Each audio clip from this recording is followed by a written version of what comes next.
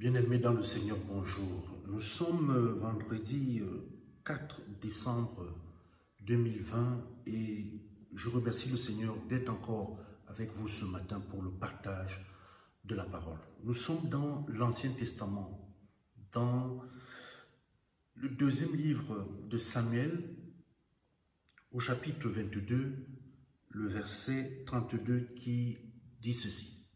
« Car qui est Dieu si ce n'est l'Éternel?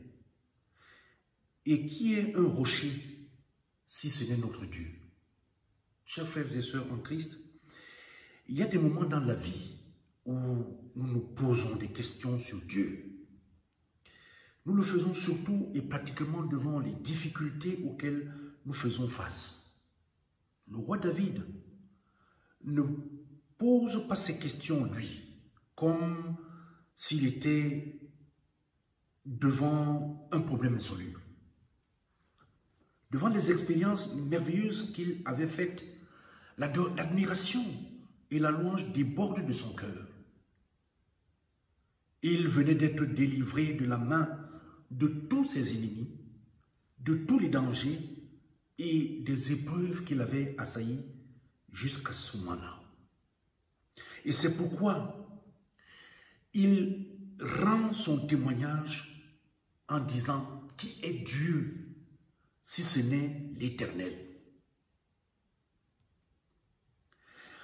David, le roi David, a fait l'expérience pratique de la toute-puissance de Dieu. Il en a eu la démonstration dans les dures épreuves qu'il a traversées.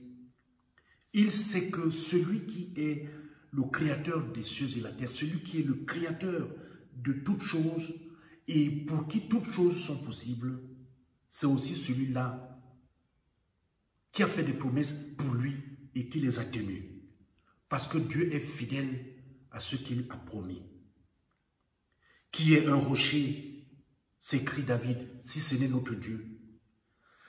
Dans cette vie où tout change, où rien n'est fixe, rien n'est immuable, voici donc celui qui sur qui nous reposons.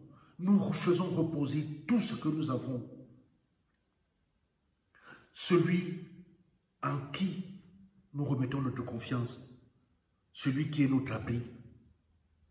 Celui qui nous cache lorsque cela ne va plus. Bien-aimés dans le Seigneur, si faible peut être notre foi, le Père Céleste pourvoit pleinement à tout ce qui concerne notre protection et notre persévérance. Car il est fidèle, il est notre rocher et il veut nous communiquer cet esprit de fermeté, de stabilité qu'il possède de lui-même.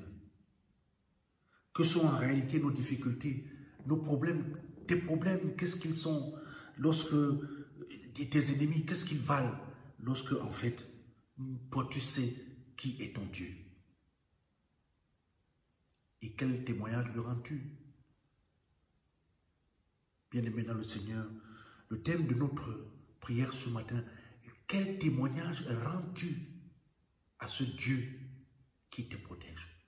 Quel témoignage rends-tu à ce Dieu qui te protège? Amen. Éternel notre Dieu, merci pour cette nouvelle journée de vie et cette fin de semaine.